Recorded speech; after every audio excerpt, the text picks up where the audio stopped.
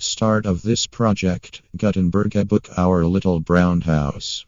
Produced by K. Nordquist, Diane Monico, and the online distributed proofreading team at http://www.pgdp.net. This file was produced from images generously made available by the Internet Archive/American Libraries. Our Little Brown House. Our Little Brown House. A poem of West Point. Written for the New Year's Festival at the Cadets' Sabbath School of the Methodist Episcopal Church, January 1, 1879, and read on that occasion by the authoress, MLS, New York, published by F. Kalkoff, Jr., 1880. Copyright by Maria L. Stewart, 1880. The Moss Engraving Co., Engravers and Printers, New York. Preface. These poems were prepared merely with the hope of interesting the members of the Sabbath School before whom they were read, and were not intended for publication.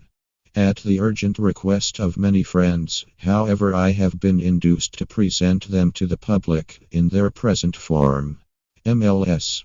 Contents. Our Little Brown House. Supplement. Grand Celebration.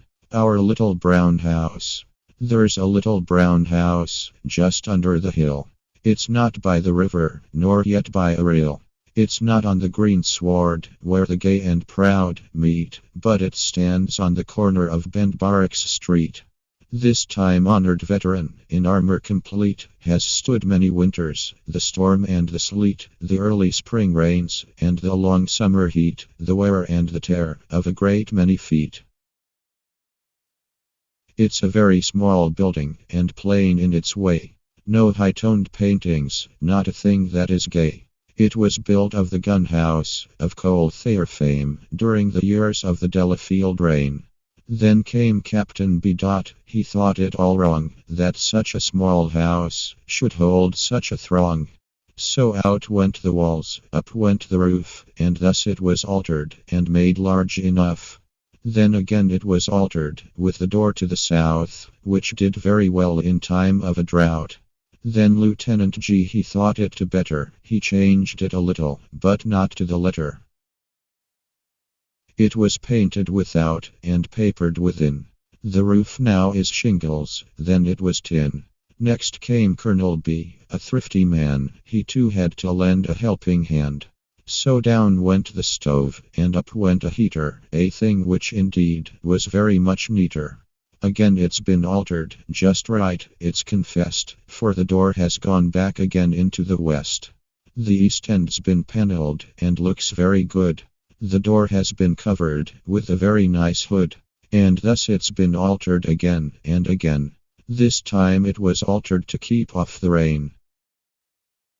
This little brown house, so dear to each heart, so famous in history, so free from all art, our hearts with emotion always will thrill when we think of the chapel under the hill. But where are the loved ones we met here of yore? Their forms and their faces we'll see nevermore. Their loud cheery laugh and swift coming feet no more in the Sabbath school ever to greet. Some have launched out on the world's busy tide, some have got married, some have died, some on the frontier, wading through strife, with the musketry's rattle and the wild scalper's knife. Some by the campfires, with their minds on the rack, eating salt pork, with a little hardtack, wading through snow or fording a river, or asleep on the ground, without any cover.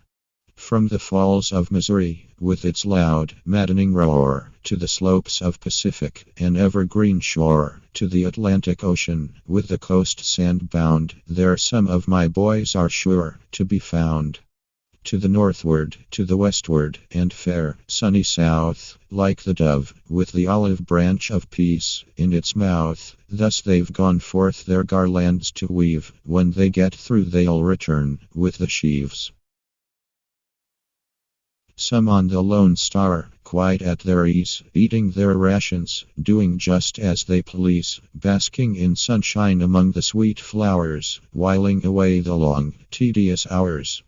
From the St. Lawrence River to the Rio Grande, from Puget's Sound to Maine's cold sand, o'er the hilltops, through the valleys, never to lag, not a spot on this land, but they've planted the flag. The old village people, where are they, that in the chapel met to pray? The stalwart men and maiden mild, the matron and the little child. The son and sire side by side, as to the village church they hide. Some are gone and sweetly rest, with their white hands folded on their breast. Under the violet and the rose, the autumn leaves and winter snows, on the banks of the Hudson there to sleep, while the moon and stars their vigils keep. The man of God, with modest mien, with faltering steps, and looks serene, as to the sacred desk, they knelt and poured forth what their spirits felt. Their hearts went up with pure desire, while on the altar burned the fire. A few still linger on the shore, veterans of holy war. May this little brown house, of good constitution, built on the classic grounds of the old revolution, the stars and the stripes, the blue and cadet gray, be the last things to perish, when time's passed away. Supplement. Lines addressed to the 4th class, of 78-79. To the young gentlemen, that are here with us now, to you, and the rest I, make my best bow. Now listen, young men, take heed what I say. Your time is coming, it's not far away. Be true to your trust and your old alma mater. Lean firm on that arm, you'll need nothing better. And to the young gentlemen of the 10th section, flee to the 4th, in it there's protection. Perhaps that will do, but the 9th, I am told, will send the young gentlemen out in the cold. There are 3 honest men of old cadet fame, Phil, Math and Chem, I think is their name. These 3 honest fellows are all very bold, and are sure to kick somebody out of the fold. Then off goes the trimmings, and away goes the gray, and then you are told to get out of the way. Then you'll think of flirtation and old G's rock, and the place where you sat with your sweet 4 o'clock. Then you'll think of the taffy made over the gas, of the butter and sugar you hived from the mess. Now when to the blackboard for trial you stand, keep steady, be ready, your chalk in your hand. Don't think of failing, stand well on your ground. Don't let it be said, a man has been found. This poem is respectfully dedicated to the Corps of Cadets by their maternal friend. Grand celebration with pyrotechnic lights at the Military Academy by Santa Claus, 12 o'clock, 1880. Hark! What's that bursts on the midnight air? The cadets are loose, said a lady fair. Cadets loose, echoed her puzzled spouse, as he rose in haste and donned his clothes. From siege gun battery came a roar that echoed back from shore to shore, rumbling along under Old Crow Nest, and sunk in the far-off hills to rest. Just at this juncture came pouring forth from every window in the north of the barrack building grim and grey, and chased the moonbeams out of the way. The grandest sight that ever was seen, or ever will be again, I ween, rockets, Roman candles, and blue lights clear, to welcome in the glad new year. With the booming of cannon and grand fish horn, 1880 was born. This fine little fellow was ushered in with rockets' roar and fish horns' din. What means this noise, and running round, looking for something that's not to be found? For every door was relieved of its handle by some friend, of course, surely not by a vandal. To keep intruders who were stalking round from wakening the boys, who were sleeping so sound, dreaming of fish horns, and other such things that Santa Claus always to the children brings. Just at this moment came a loud crash, a window is broken in with a smash, and a voice calls out, "Bring me an axe." And on his near neighbor, he levied the tax. "I'll let him see," thought the neighbor, who'll lift the latch, as he handed him out the innocent match. The reason was this: Saint Nick had been busy an hour or more, and that was the reason he'd fastened the door. 'Tis the midnight hour. The long roll has beat, and brought every boy in a jiff to his feet, in the area of the barracks, on the cold, damp ground, and not a delinquent is to be found. Except the little fellow, who was locked in his room by some naughty boy, and of course, could not come. From the hallways came running, all loose to be sure, every boy, in a hurry his place to secure. And there on the cold ground, in the night air to stand, while the searchers were looking for things contraband. In a room 2 rockets were picked up by a scout, that Santa Claus dropped as he made his way out. While up in the cockloft, so cozy and snug, lay the old brass cannon, like a bug in a rug, where Santa Claus left it, to be raised up higher, and then, after all, the old thing hung fire. What can be the matter? What's all this about?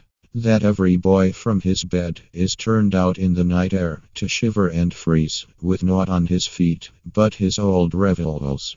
There to wait for a long half-hour, still as the bell in the old clock tower. The scouts and the searchers have all done their best, and the boys are allowed to return to their rest. And all tumble into their little cot beds, while visions of calling day float through their heads, sleeping and snoring like other good boys, for Santa Claus had filled all their stockings with toys. But lo! From the roof comes a thundering noise, loud enough to waken all of the boys. That old brass cannon had crept out of its lair in the grand celebration, determined to share. From the roof of the barracks, dark and grey, the old brass cannon blazed away, waking the neighbors far and near, to let them know there was nothing to fear. For old Saint Nick had done his work, and into his sleigh had skipped with a jerk. And calling by name each tiny reindeer, as he rode out of sight, he cried, "Happy New Year!" Dedicated to all the boys who took part in the grand celebration by Santa Claus. Transcriber's notes. Minor typographical errors have been corrected. Added contents. End of the Project Gutenberg, a book of Our Little Brown House, a poem of West Point, by Maria L. Stewart. End of this Project Gutenberg, a book Our Little Brown House.